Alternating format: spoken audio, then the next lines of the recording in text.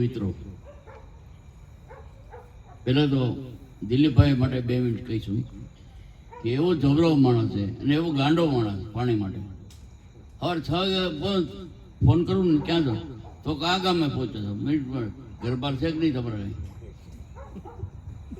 એટલે એવું ભેગ લીધું છે, રીતે પાણી આપણે બધા ભૂલી ગયા હતા. આપણે તકલીફ સાંભળતી હતી પાણી માટે શું કરવું જોઈએ. કોઈ આપણે એમ જ માનતા હતા સરકાર આ બધું કરે.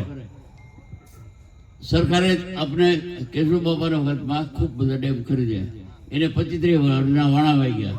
એટલે કોઈ પછી કાળજી લીધી નહીં. એટલે કોઈ ડેમ ભરાઈ ગયા, કોઈ તૂટી ગયા, કોઈ ફૂટી ગયા, અને કોઈ કાળજી લીધી નહીં. બધું લાખો અબજો લીટર પાણી દરિયામાં વહી ગયું. એટલે આપણે અત્યારે એક જ ધ્યેય છે કે વરસાદનું પાણી રોકવું, આપણા ગામમાં આપણું પાણી રોકવું. અને તમે બધાય ખબર છે, તમે બોર કરી કરીને થાકી ગયા.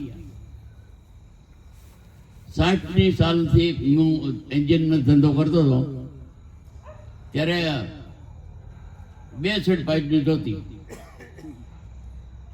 એટલે 25 થી માંડીને 40 ફૂટ વધીને 50 ફૂટ ઊંડા પાણી હતા અને ખૂટતા નહીં. એ ધીમે ધીમે ધીમે સંશોધન ચાલુ થયું.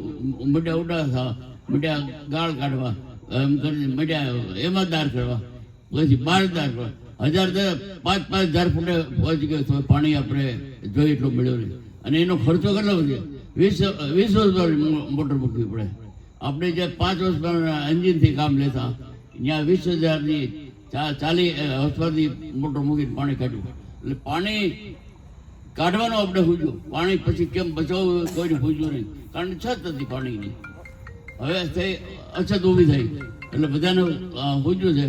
અને એના માટે ગામ લોકો સહકાર મીઠા છે આપવા, એક ગામમાં ખૂબ સહકાર મીઠા છે. જેમ અત્યારે તમે આવડો મોટો સહકાર આપ્યો, એ પણ એક અભિનંદન પાત્ર.